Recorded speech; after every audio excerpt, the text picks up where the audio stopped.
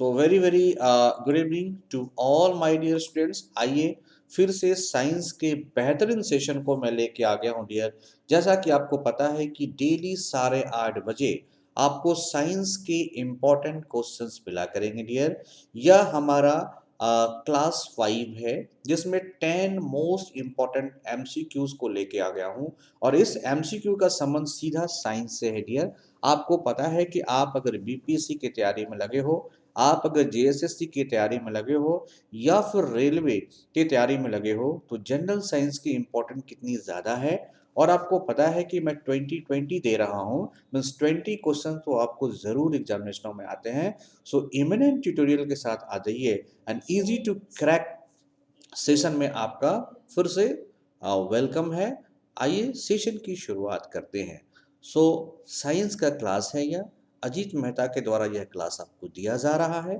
UPSC, BPSC, JSSC, SSC या फिर आप रेलवे की तैयारी कर रहे हो तो आपके लिए ये फायदेमंद होगा क्योंकि आपको +20 मार्क्स में ऐड करेगा। Before going to start the session, I am going to be introduce myself. Whenever many of us know about me, फिर भी मैं स्टार्ट करता हूँ अपने इंफॉर्मेशन के बारे में। Myself, Ajit Mehta sir, economics, science, environmental and geography is my area of teaching, or you can say the interested area of teachings. As per my qualification concern, BSc Chemistry, MA Economics, 7 year of teaching experience, different IS Academy में I had taken classes, especially environmental science, current affairs, economics and science. तो 2020 में हम लोग आ चुके हैं dear. ये 2020 session है science and computer की भी आपकी क्लासेस मिलेगी dear for your JSSC. Okay, Ajit Mehta sir, आइए। All of us do not, हमारे पास ये नहीं होता है, क्या नहीं होता है? Big dream. अगर आपके पास बिग ड्रीम नहीं है तो आप बहुत बड़ी चीज़ों को अचीव नहीं कर पाओ, राइट? आइए, पहला क्वेश्चन आपके स्क्रीन पे है।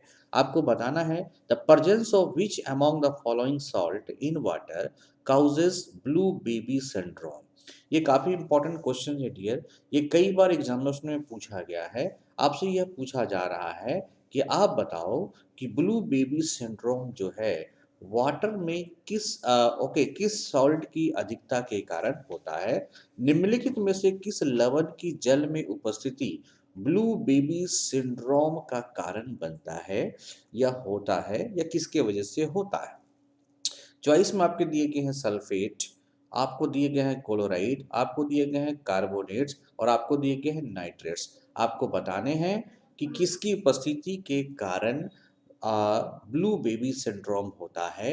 अगर जल में उसकी मात्रा हो जाए तो ब्लू बेबी सिंड्रोम होता है। Okay, your answer is nitrate. अगर नाइट्रेट लवण की अधिकता जल में हो जाए तो एक बीमारी होती है जिसका नाम है ब्लू बेबी सिंड्रोम। आप कैसे पहचानोगे कि यह ब्लू बेबी सिंड्रोम है? मीन्स किस तरह के सिम्टम्स आपको देखने को मिलेंगे? तो आप देख रहे हो इस तरह से जो आपकी स्किन होते हैं, वो स्किन बिल्कुल ही ब्लू हो जाते हैं। जब कभी आपका स्किन ब्लू होने लगे तो आप समझ जाना कि आपको ब्लू बेबी सिंड्रोम हो गया है। It is cause due to contaminated nitrate contamination in the ground water. तो नाइट्रेट की अधिकता जब ग्राउंड वाटर में हो जाती है और उसी वाटर को जब आप पीते हो तो डेफिनेटली है आपको ब्लू बेबी सिंड्रोम होगा।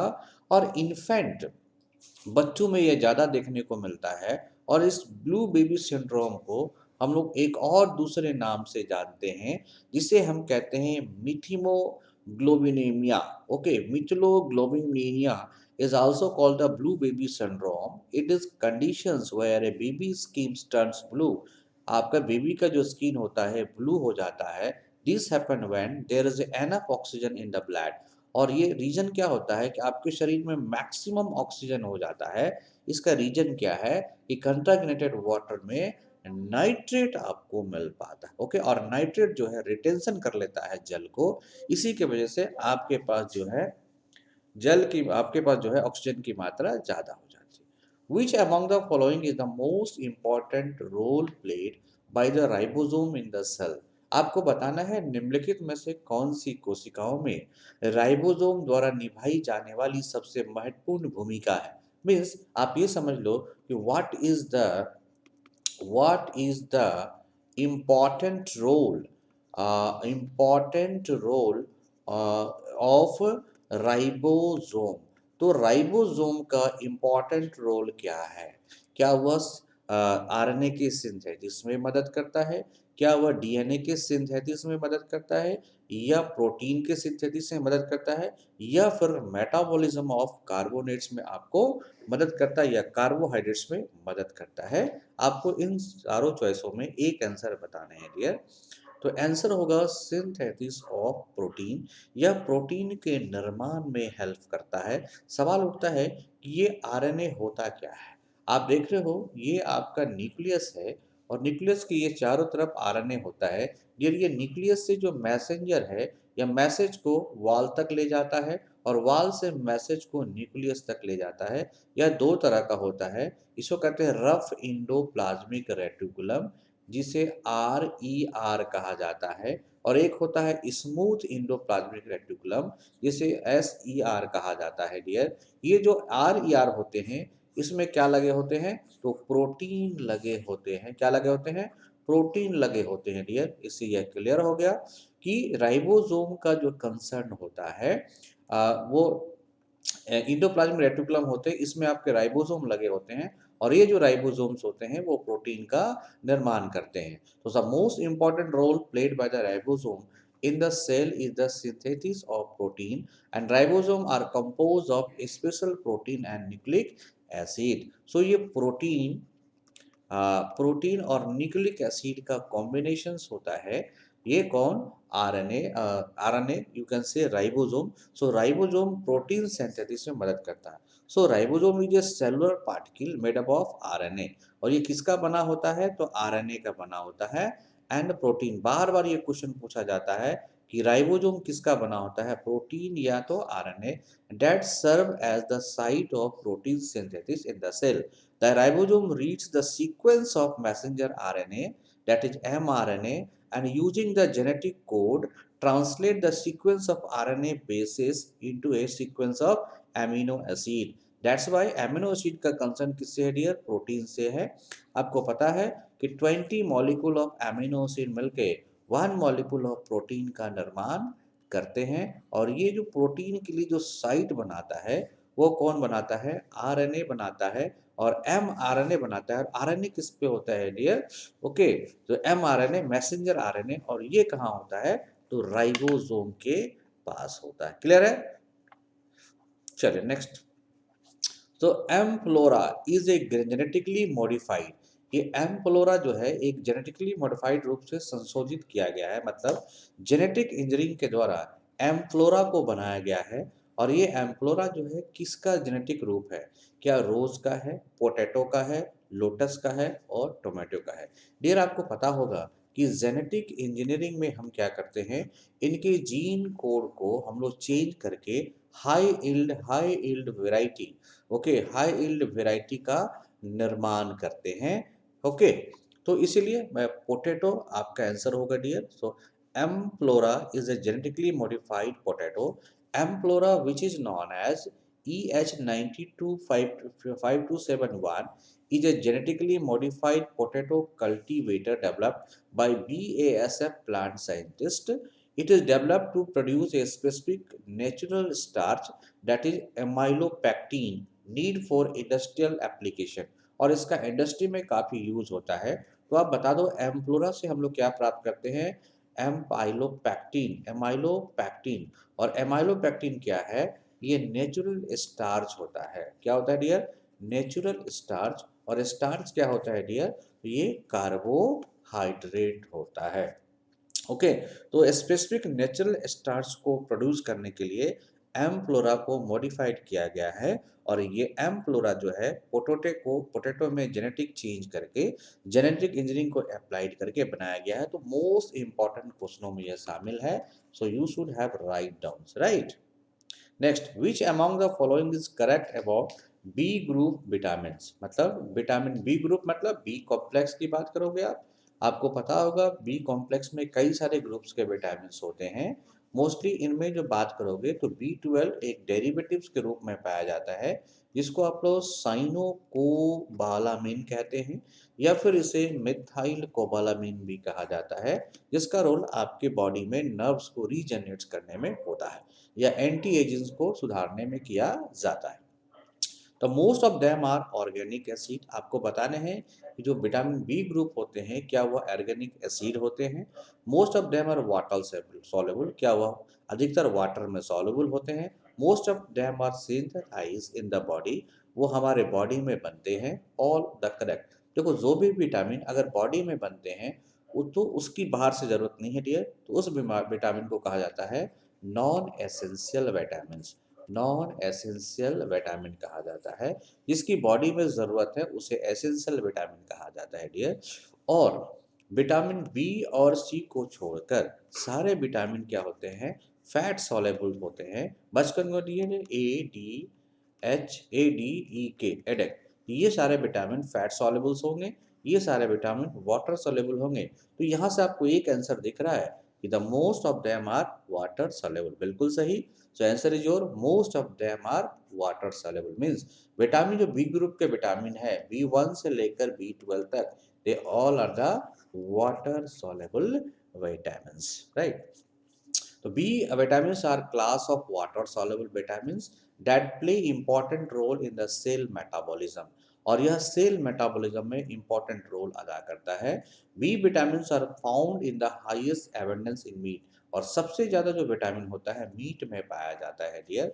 The dietary supplement containing all 8 are referred to as vitamin B complex. तो इसमें 8 विटामिन होते हैं जो बी कॉम्प्लेक्स में पाए जाते हैं, राइट।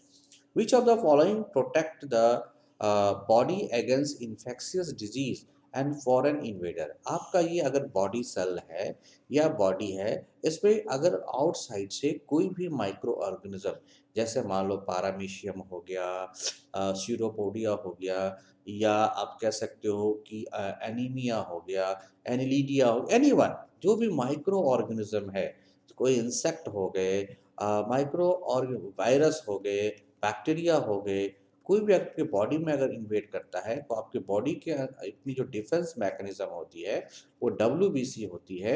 और यह डिफेंस मैकेनिज्म में कई सेल होते हैं, जैसे आप देखोगे मास्ट सेल होता है, न्यूट्रोफिल होता है, एसिनोफिल होता है, बेसिनोफिल होता है।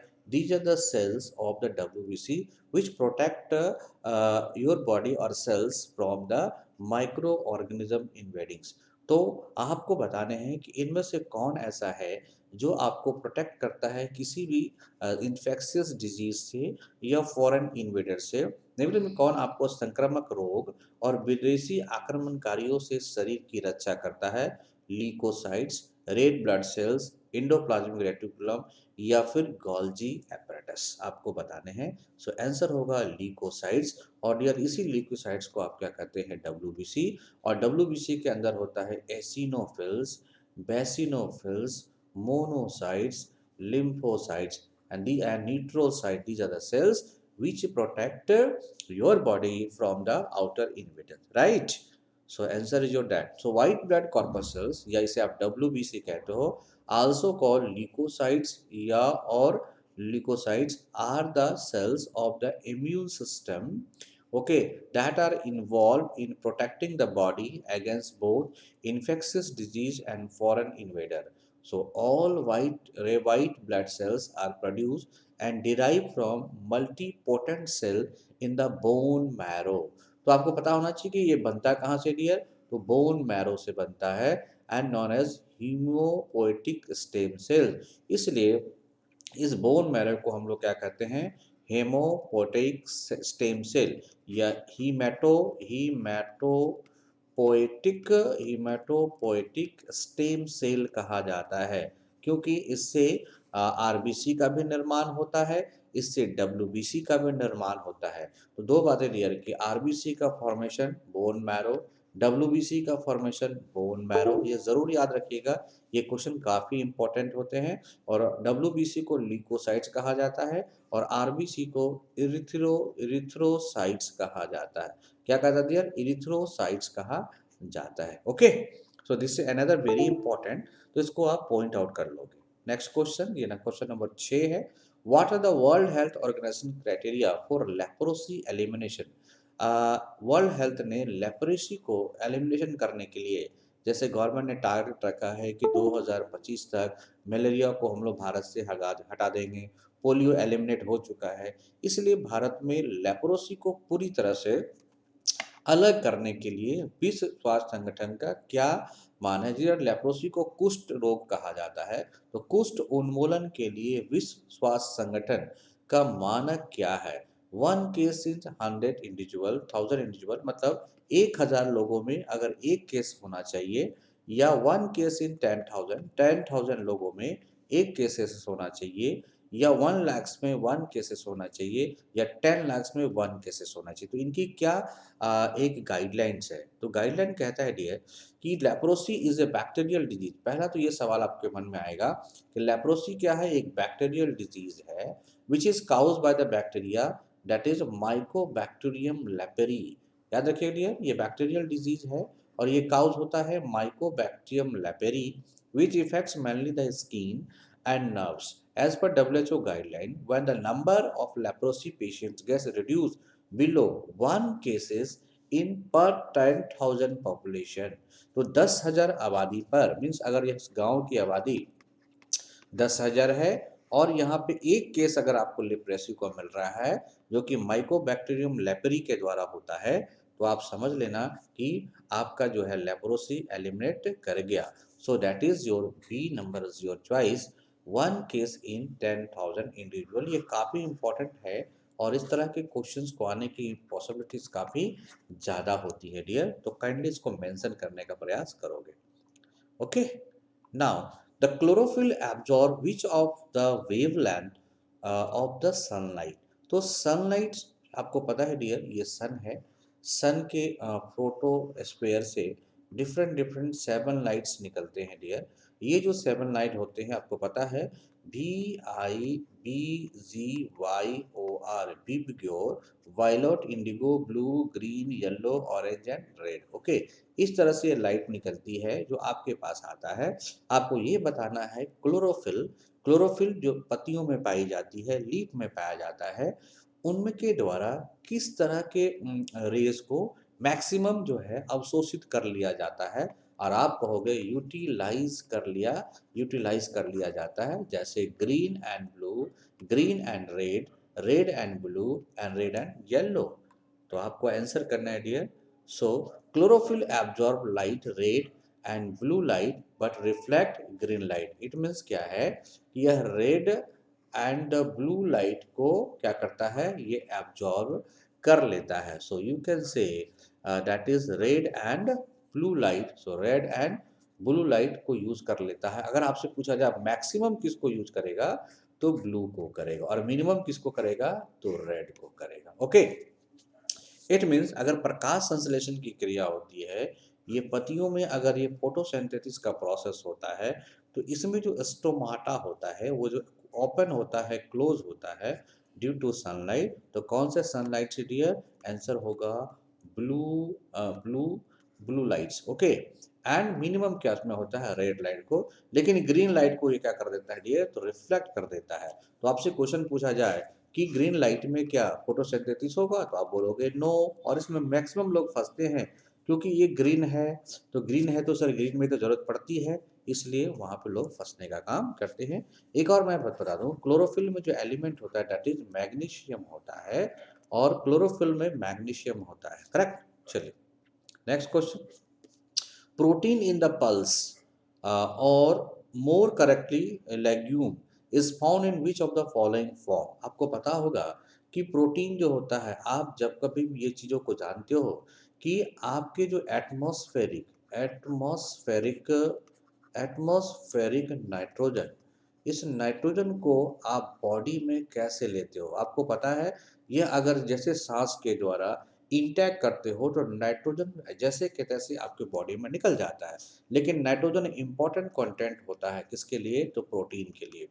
तो ऐसी स्थिति में आप डायरेक्ट तो नहीं ले पाते हो, लेकिन प्रोटीन किसके द्वारा, तो जो पल्स होते हैं, पल्स के रूट में जो होते हैं, वो वहाँ पे एजिटोबैक्टर के द्वारा नाइट्रोजन फिक्सेशन होता है और लेग्यूम्स का निर्माण हो जाता है। इसको आप इंटैक्ट करते हो प्रोटीन के फॉर्म में, जिसकी वजह से आपको एटमॉस्फेरिक नाइट्रोजन केमिकल नाइट्रोजन में बदल जाता है। किसमें बदल जाता है? केमिकल नाइट्रोजन में बदल जाता है। और इसी केमिकल नाइट्रोजन को आप लोग दाल के रूप में प्रयोग कर लेते हो। तो आपको बताना है किस फॉर्म में हम लोग इसको एब्जॉर्ब करते हैं। ग्लूटीन, ग्लोबुलिन, एल्बुमिन और थाइमिन, ये सारे क्या हैं? प्रोटीन के पार्ट हैं। सो आंसर होगा आपका protein in the pulses, okay, और मोर और correctly legume is found in albumin form. किस फॉर्म में dear? Albumin form. So pulses are a low fat source of protein.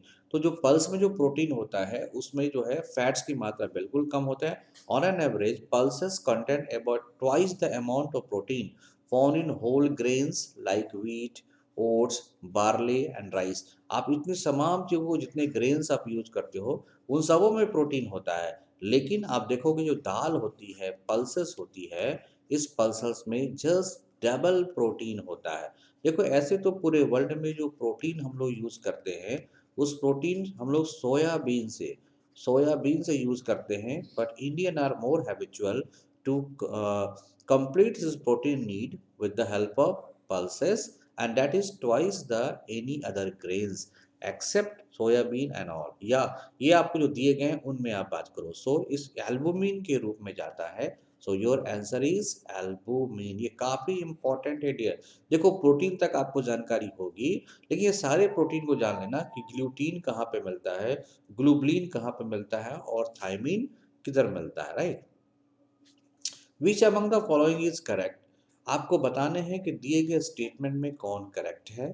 Caffeine which is a diuretic is a constituents of coffee but not found in T. आपको है एक diuretics है, क्या सिर्फ caffeine जो है सिर्फ कॉफी में पाया जाता है और चाय में नहीं पाया जाता है? ऐसा तो नहीं है, ये सभी में पाया जाता है। Vitamin C which is also called ascorbic acids can be replace with the citric acid in our food.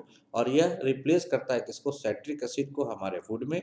या साइट्रिक एसिड कहो या फिर विटामिन सी कहो, एक ही चीज है। Citric acid is useful in Cola drink. क्या साइट्रिक एसिड के हमारा यूज कोला ड्रिंक में करते हैं? All the wrong statement. तो आपको बताने हैं इनमें कौन सा सुटेबल है। तो योर आंसर क्या होगा? Vitamin C which is also called ascorbic acid can be replaced with citric acid in our food, okay. और विटामिन सी क्या है डियर? तो वाटर सॉल्युबल है, ये नींबू में भी पाए जाते हैं। तो vitamin C which is also called ascorbic acid can be replace with the citric acid, जिसे आप साइट्रिक एसिड से रिप्लेस कर सकते हो। Vitamin C is a water soluble vitamin that is found in many foods, particularly fruits and vegetables. It is a potent antioxidant and has a positive effect on skin health and immune function. That's why dear, आपको immune system को अगर बढ़ाना है तो नींबू को ज़रूर खाना चाहिए और एस्कॉर्बिक एसिड को ज़रूर खाना चाहिए। ये स्किन प्रॉब्लम को भी सॉर्ट आउट करता है, मीन्स एजिंग की समस्या भी नहीं आ सकती है आपको। या स्किन पे कोई भी इन्फेक्शन करेगा, कोई भी फंगाई इन्फेक्शन होगा, उसको भी ये प्रोटेक्ट करने का काम करेगा, राइट। नेक्स्ट क्वेश्चन, और ये लास्ट क्वेश्चन है डियर आज का। उम्मीद करते हैं कि आपको सेशन अच्छा लग रहा होगा, तो फटाफट हमारे चैनल को जरूर सब्सक्राइब कर लीजिएगा। और ऐसे में फिर करंट अफेयर्स के सेशन को भी लेके आऊँगा, राइट। तो due to which of the process in plants the radiocarbon dating is possible to estimate their age। आपको बताना है कि किस प्रक्रिया के कारण कार्बन डेटिंग प्रोसेस, जिसके कारण हम प्लांट के एज को निकालते हैं, वो संभव हो पाता है। पादप में किस प्रक्रिया के कारण रेडियो कार्बन डेटिंग से उनकी आयु का अनुमान लगाया जा सकता है? ग्रोथ के कारण, केमोसिंथेसिस के कारण, फोटोसिंथेसिस के कारण, या एसिमिलेशन के कारण, राइट। तो आंसर होगा डियर आपको due to photosynthesis in plant the radio carbon dating is possible to estimate their as.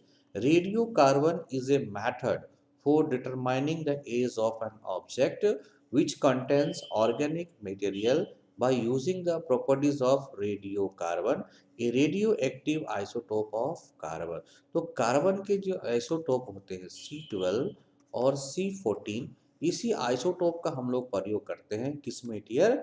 तो हम लोग प्रयोग करते हैं कार्बन डेटिंग प्रोसेस में या रेडियो कार्बन डेटिंग प्रोसेस में, जिससे आपको कैम्बियन रिंग को हम लोग काउंट करके भी एज निकालते हैं ना। तो ये कैम्बियन रिंग बनेगा तभी जब फोटोसिंथेसिस होगा। इसलिए फोटोसिंथेसिस ही इम्पोर्टेंट होता है किसके लिए?